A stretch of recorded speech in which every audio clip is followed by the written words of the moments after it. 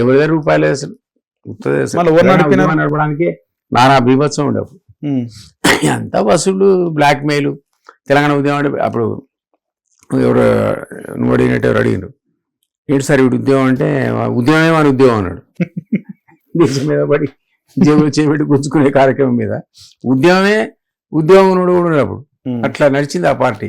So సరే పాపం కొత్త అభిమానులు వాళ్ళు వీళ్ళు సీట్లు ఆశించినోడు, ఒకడు ఎంపీ సీట్ కావాలి ₹1 కోటి ఇచ్చాడు, వాడికి ఆ సీటు రాలేదు, కోటి రాలేదు. ఇట్లా ఎంతో మంది మోసపోయారు టీఆర్ఎస్ వల్ల. సరే ఒక హిస్టరీ, ఎంతో మంది మోసపోయారు తెలంగాణ ఉద్యమంలో భాగంగా. ఒకసారి కేసీఆర్ అడిగిన, ఇదేం సార్ వానికి సీట్ ఇస్తా అంటావు ఇయ్యవు, వీనికి సీట్ ఇస్తా అంటావు ఇయ్యవు, ఇట్లా ఇంత 10 మందిని మోసం చేసి నువ్వు ఒకరిని సీట్ ఇవ్వడం కరెక్టేనా అంటే ఆయన ఏమన్నాడు తెలుసా, దిలీప్ మనది ఉద్యమ పార్టీ, ఈ 10 మంది తిరిగి బంధువులతో ఫ్రెండ్స్తో వాళ్ళతో ఒక నిప్పంటించినడుకో మొత్తం కాన్స్టిట్యూన్సీ అంటుకుంటే అందులో ఓడి గెలుస్తాడు. 10 మంది సీట్లు ఇస్తావా? 10 మంది గెలుస్తారా? సాధ్యపడుద్దా? ఈ 9 మంది ఏమైతే మనకెందుకే, మనోడు గెలిచినా లేదని లెక్క అంటాడు. స్వార్థం లాజిక్. ఆ లాజిక్ లో ఎంతో మంది మోసపోయారు తెలంగాణ ఉద్యమంలో. ఎంతో మంది ఆస్తులు అమ్ముకున్నారు, కథ అయిపోయినారు, గుసులు కూడా పోయారు. అసలు ఐపీఎస్ ఆఫీసర్ ఉండేవాడు శ్రీనివాసన్, మరి సీట్ ఇస్తాం మా ఊర్లో అంటే 3 ఏళ్ల ఐపీఎస్ ఉద్యోగానికి రాజలేసి డిఐజీ ఉండే. ఆయన వచ్చాడు, వచ్చి చేరినాక ఈయనకి అపాయింట్మెంట్ లేదు, ఇంటర్వ్యూ లేదు, తలుపుడు తీసేది లేదు.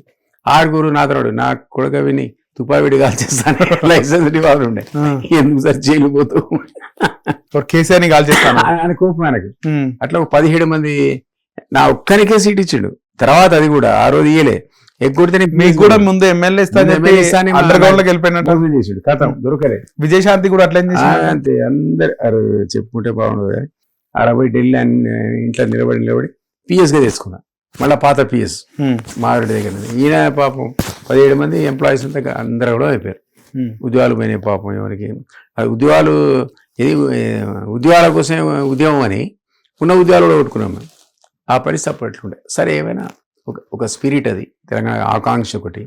సో ఆయన కూడా ఒక లాజిక్ కరెక్టే, అందరు అంటిస్తేనే అంటుకుంటుంది. కానీ ప్రతివాడు ఎమ్మెల్యే కావాలంటే, ఎంపీ కావాలంటే, మంత్రి కావాలంటే అవుతారా? ఏడైతే అంటారా? పాసిబుల్. కాబట్టి కొందరికి ఎప్పుడైనా నష్టమైంది. అది మనం ఆ లాజిక్ని నచ్చినా నచ్చకుండా అప్రిషియేట్ చేయాల్సిందే, ఆయన స్టైల్ ఆయన. కానీ విజయశాంతి విషయంలో ఆమె నించోమని చెప్పిండు కేసీఆరే, చూస్తే ఈయన నామినేషన్ వేసిండు అని చెప్పి ఆమె చెప్పింది. మహబూబ్ నగర్లోనో కరీంనగర్లోనో ఇక్కడ చేసింది ఆమె, మహబూబ్ నగర్లో చేసింది. ఎందుకు అట్లా చేస్తాడు కేసీఆర్? ఇప్పుడు అట్లా అంటే నీకు జయశంకర్ సార్కి హనుమకొండ సీట్ ఇస్తున్నాడు ఎంపీ, ఆఖరకు జయశంకర్ ఎగరగొట్టి బోయినపల్లి వినోద్కి ఇచ్చాడు. ఏం చెప్తావు? అడిగిన సార్ పిలిచాడు, దిలీప్ నాకు సీట్ ఇస్తానడా. అలా తర్వాత ఆయనే చెప్పాడు, దిలీప్ నాకు కాదంటున్నాడు, ఫోన్ చేసిండు, వద్దు నీకు ఎమ్మెల్యే ఇస్తా, నువ్వు బోయినపల్లికి ఇస్తున్నాను. సరే నీ ఇష్టం అన్న, నాకు ఎమ్మెల్యే వద్దు, ఎందుకంటే దిలీప్ అడుగుతున్నాడు.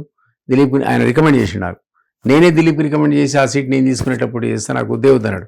అంటే అప్పుడు నాకు ఇవ్వకుండా, జయశంకర్కి ఇవ్వకుండా మందాడి సత్యనాయుడికి ఇచ్చాడు. ఆయన గెలిచే 9 నెలలుగా ఆయన వీగిండు రాజశేఖర్ దాంట్లో. అట్లుంటే ఆయన చర్యలు అవన్నీ. మధ్యలో ఉప ఎన్నికలకు చాలా పోయినాడు, 2004 నుంచి 2009 మధ్యలో పోయిండు. చాలా సార్లు ఉప ఎన్నికలు పోయి ఓడిపోయి సూసైడ్లు చేసుకునే ఒక హీట్ కూడా నడిచింది. ఆ వార్తలు బాగా వచ్చినాయి.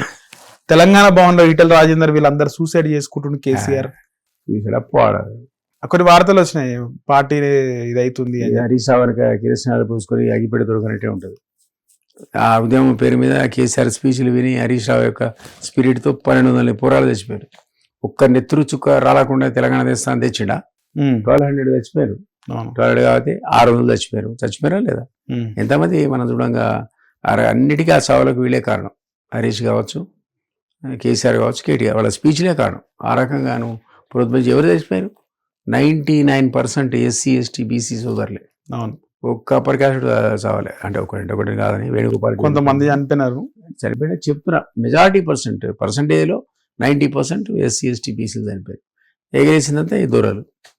ఆఖరికి అధికారం వస్తే ఎడిపోయినారు చచ్చిపోయిన కుటుంబాలు వాళ్ళు. కవిత అంటుంది కదా సార్, నేను ఉద్యమకారులకి కుటుంబాలకి కానీ ఉద్యమకారులకు ఒక్కొక్కరికి 10 లక్షలు ఇద్దామని చెప్పినా వినలేదు కేసీఆర్ అని చెప్పుండొచ్చు. ఎంతో మంది అడిగినాం, ఏంటి సార్ అని. మరి 10 years ఇవ్వాలి కదా. నేనైతే అప్పుడు అధికారానికి దగ్గర లేను, ఉన్నది ఈమెనే. అంత అవినీతి నడిచింది 10 సంవత్సరాలు అంటుంది. అవినీతి జరిగింది, ఇప్పుడు ఈమె చెప్తుంది, మనం చెప్తేనే ఇప్పుడు వినలే. ఇప్పుడు ఆమె ఐఎస్ఐ సర్టిఫికేట్ ఎక్కువ ఉంది. మీరు ఒకటి గమనిస్తే కవిత మండలిలో మాట్లాడుతుంటే పొంగులేటి శ్రీనివాస్ రెడ్డి, బట్టి విక్రమార్క, కోమటి రెడ్డి, పొన్నం ప్రభాకర్ హ్యాపీగా ఉన్నారు. కళ్ళార్పకుండా చూస్తున్నారు తీర్మార్ మల్లన్న అవకాశం కదా, బీఆర్ఎస్ తిట్టుకుంటే సంతోషమే కదా. ఏమైనా బీఆర్ఎస్ ఉంటే ప్రొటెస్ట్ చేసు, మనం తీసి అవతల పారేసిరి, ఏమో దాల్చుకునే బీఆర్ఎస్ తిట్టుడే కార్యక్రమం, రాజీనామా ఏమో కానీ అది అఫీషియల్ గా రికార్డులకు వెళ్ళిపోయింది. అది ఐ రియల్లీ డోంట్ నో ఆమె ప్రవర్తన ఏందో, మరి అన్ని రోజులు ఆగిపోయి సడన్ గా పోయి మాట్లాడేందో, ఆ రోజు రాజీనామా యాక్సెప్ట్ చేయమని అనడం ఏందో, ఎప్పుడో ఇచ్చింది 3 నెలలు 4 నెలలు అప్పుడే యాక్సెప్ట్ సెప్టెంబర్ లో ఇచ్చింది. మరి అప్పుడు అడగకుండా ఇప్పుడు వచ్చి అది ఆ టైం ఆమె చెప్పిన మాటలన్నీ వాస్తవమేనా సార్? కవిత చెప్పిన మాటలన్నీ కరెక్ట్. శాసన మండలిలో ఆమె ఏడవడము ఏడవడం అన్నది ఏమి కష్టం వచ్చింది, ఏడుస్తారు దేనికి ఏడుపు? సహజంగా ఎవరికైనా వదులుకుంటున్నాం ఏడిపోతున్నాం అంటే, ఆ సభ వదిలేస్తున్నాం అంటే ఎవరికైనా ఏడుపు వస్తుంది. చివరి రోజుల్లో నాకు సన్మానం చేశారు, చివరి రోజు డిప్యూటీ స్పీకర్ కాడ నేను పెట్టుకున్నాడు. అది నేను పెట్టుకోవాలి, నువ్వు ఎందుకు పెట్టుకుంటే అన్నా, నువ్వు రేపు నుంచి రావంటే నాకు బాధిస్తుంది అన్నాడు. ఎవరు? మన Padmarao. Okay, kind hearted, soft, ఒక మనిషి, ఒక మంచి తెలిపన రాడు అంటే ఎప్పుడు తెలంగాణ గురించి మాట్లాడి విన్నారు కదా. అరే మా అన్న రావట్లేదని ఆయన కళ్ళ నీళ్ళు పెట్టుకున్నాడు. పాపం నాకు రాలే నీళ్ళు, ఆయనకు వచ్చినాయి. అట్లా ఎమోషనల్ కావడం అన్నది సహజంగా లేడీస్కి ఎక్కువ ఉంటుంది మనకంటే. ఆమె ఎమోషనల్ అయి ఉండొచ్చు, కాదని తప్పు పట్టడానికి వీలే లేదు ఆ విషయంలో. కానీ బట్ అది చెప్పిన వాస్తవాలు కదా, అవినీతి జరిగిందని, తండ్రి పట్టించుకోలేదని, ఓ కోటరీ అని. ఈమెకు అన్యాయం జరిగింది మనకు తెలియదు. ఆమె ఉత్తరాలు రాసి 8 ఉత్తరాలు రాసిన నీకేం తెలుసు, నాకేం తెలుసు ఆ ఉత్తరాలన్నీ రాసిన. ఆ ఉత్తరం బయట ఎవరు పెట్టినొచ్చు సార్? అప్పుడు ఉత్తరం అన్నది దయ్యాలు భూతాలు అక్కడ ఉన్నాయి, అవి పెట్టినాయేమో, మనకేం తెలుసు. ఆ భూతాలు దయ్యాల పేర్లు కూడా చెప్పేటం తర్వాత. అన్నా ఆ కారణాలన్నీ ఇప్పుడు వినడానికి ఆశ్చర్యం అనిపిస్తుంది. మరి ఆ రోజు 10 ఏళ్ళ నువ్వేం చేసినావు? సెకండ్ టర్మ్లోనే చెప్పాలి. నేను 2009లో బయటకు వచ్చిన, అధికారంలో ఉన్న పార్టీలను వదిలిపెట్టి వచ్చినాను. ఎప్పుడు అధికారంలో నేను బయటికి పోతా, అధికారంలో దాంట్లో ఉంది కదా, నువ్వు బయటికి రావాలి కదా. ఇది తప్పు జరుగుతుంది, ఇలా అవినీతి చేస్తున్నారు, డ్యూటీ జరుగుతుంది, మా నాన్న తెలుసు వాట్ ఎవర్, అప్పుడు చెప్పాలి. ఇప్పుడు మా నాన్న బోలాశంకరుడు, ఇదంతా ఆయన తెలియకుండా నమ్ముతాను. ఎట్లానండి బోలాశంకరుడు? కోట్ల కొద్ది అవినీతి జరిగితే మా నాన్న తెలియదు అంటే మరి చాతగాని ముఖ్యమంత్రి కింద లెక్క. నిజమైతే ముఖ్యమంత్రి చాతగానుడు, తప్పు కదా. ఈ టైప్ ఆఫ్ అలిగేషన్స్ ఈరోజు నువ్వు ఏ రకంగా దాన్ని జస్టిఫై చేస్తావు అనేది నేను అంటున్నా. సో ఆమెకు అవకాశం లేదు జస్టిఫికేషన్కి. అప్పుడు చేస్తుంది, ఇప్పుడు చేస్తుంది. ఇప్పుడు ఏంటంటే నేను సారీ ఉద్యమగారికి ఇస్తా, 2014 నుంచి ఎంక్వైరీ చేయిస్తా, నేనే సీఎం అంటారు. ఊరి నేను దాకా మీ నాన్న సీఎం అంటారు, ఇప్పుడు నువ్వు సీఎం అంటావు. రేపు మళ్ళీ ఏమైనా మనం సీఎం చేసుకుందాం. అది ఉన్నదే మా హక్కు ఉండొచ్చు. జైలు పోయిన సీఎంలు అవుతారట, ఇప్పుడు వచ్చింది కాబట్టి అవుతుందేమో, మనకేమరక. నేను ఇంత ఇంచ్ మందం కూడా నేను అవినీతి చేయలే అని కవిత అంటుంది. నాకేం నమ్ముతారా సార్? జనాలు నమ్ముతారా? అసలు మా నాన్న బోలాశంకరుడు, ఆయనకి ఏం తెలియదు, శుద్ధ పూస అని అంటుంది, నమ్ముతాను? అది జరుగుద్దా? పాసిబులా? అందరినీ పీకవతల వారేస్తాడండి. మన్మోహన్ సింగ్ ఆనెస్ట్ అంటే మనం అందరం నమ్మచ్చు, చుట్టూ వాళ్ళని దొంగలంటే మనం నమ్మచ్చు. కానీ కేసీఆర్ ఆనెస్ట్ అంటే నమ్ముతాను? నమ్మవు కదా. ఆయన దానికి తెలియకుండా జరిగే సమస్య లేదు. మన్మోహన్ సింగ్ అంటే ఓ రిమోట్ కంట్రోల్ ఉన్నాడు, ఆయన మాత్రం హానెస్ట్ నడిపించాడు. పీరాజ్రావు హానెస్ట్, చుట్టూంతా దొంగలు అని నమ్ముతాం మనం, మనకు తెలుసు కాబట్టి. సుప్రీంకోర్టు దాపోయి ఆ ₹1,00,00,000 కూడా అది తీసుకుంటూ ప్రూవ్ చేయలేకపోయారు. అది వేరు. ఈమె మా నాన్న హానెస్ట్ అంటే మనమే అనుకుంటే, ఆ రోజు చెప్పులో గతి లేదు, సీరియల్లో గతి లేదు. ఉద్యమకాలంలో ఎట్లా వచ్చినాయి కోట్లు? కేసీఆర్కి కానీ, కేటీఆర్ కానీ, హరీష్ కానీ. ఫామ్ హౌస్ ఎక్కడ అండి? తిరుమల మళ్ళీ అడుగుతాడు కదా, సీఎం అడుగుతున్నాడు, ఈ ఫామ్ హౌస్ ఎక్కడిది, ఆ ఫామ్ హౌస్ ఎక్కడి మరి చెప్పు. వాస్తవానికి ఆయన గజ్వెల్ ఫామ్ హౌస్ ఆయన ముఖ్యమంత్రి అయిన తర్వాత విస్తరించిండు. చుట్టుముట్టున్న గ్రామస్తులకి ఎంతో కొంత డబ్బులు ఇచ్చి ఆ ఫామ్ హౌస్ ని విస్తరించిండు. నిజమేనా సార్? మనకేం తెలుస్తుంది, ఎక్కడో కొనాలి కదా, ఎక్స్పాండ్ చేయాలి కదా, ఎట్లయితే ఎక్స్పాండ్. సో సీఎం లెవెల్లో ఉన్నోడికి ఏదో లెక్కన కొందరు ఉత్తనే ఇచ్చిపోతారు సీఎం కాబట్టి. అవునా కదా? నీకు ప్రసన్నం చేసుకునేందుకు ఇప్పుడు నీకు 50 ఎకరాలు ఉంది, సరే 10 ఎకరాలు తీసుకోండి మీకు ఇస్తున్నా అంటే, సీఎం భూమి పక్కకుంటే వాడు 40 ఎకరాలు ఇట్లా అయిపోయా రేటు. పక్కకు హరీష్ సీఎం ఉందంటే వాడు రోడ్ వేసే, వేరే పొటెన్షియల్ క్రియేట్ చేసే, లైట్లు వేసే సీఎం దానికోసం. నీ డెవలప్మెంట్, నీ పక్కన నీ ఎకరాలు దేవుడు, దానికంటే 100 రెట్లు వస్తాయి నీకు పైసలు. సో అట్లా ఒక ప్లానింగ్లో ఉంటుంది.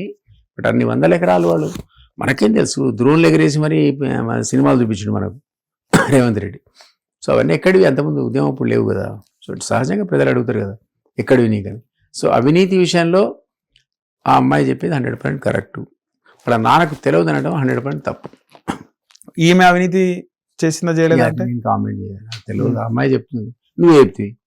ఆమె ఇట్లా ప్రమాణం చేసింది, పిల్లల మీద ప్రమాణం చేసింది, రూపాయి తినలేదేమో, మనకేం తెలుస్తుంది. మనం part and parcel of that. Liquor scam ఏమంటారు సార్? కవిత లిక్కర్ స్కామ్ ఏమో ఆ కడిగిన ముత్యంలా బయటకు వస్తాను కేసీఆర్ స్టేట్మెంట్ ఇచ్చాడు. మరి ముత్య వ్యవస్థ వజ్రం వ్యవస్థ కాలం నిర్ణయిస్తుంది, మనకు తెలియదు.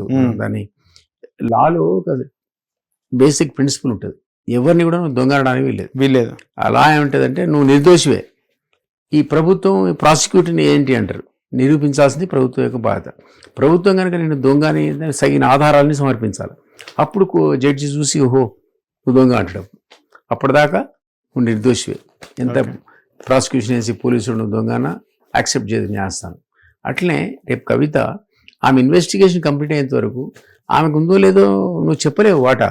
నేనేది హిట్ టీవీ యాప్, ఇందులో short news, live news, entertainment shows, movies, digital magazines తో పాటు మీ జిల్లా వార్తలను కూడా ఫ్రీగా చూడొచ్చు.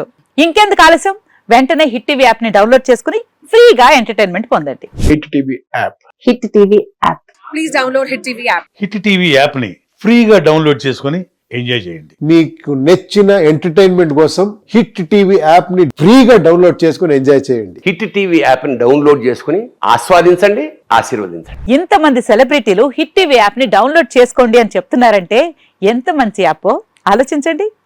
అమెరికా అమెరికా అమెరికా అమెరికాలో చదవాలనుకునే వాళ్ళకి విశ్వసనీయమైన పేరు మన శౌర్య కన్సల్టెన్సీ. UK లో 1 year masters, UK లో 1 year masters, 2 years work permit up to 5 years visa. Contact Saurya Consultancy. Contact 89851 89851.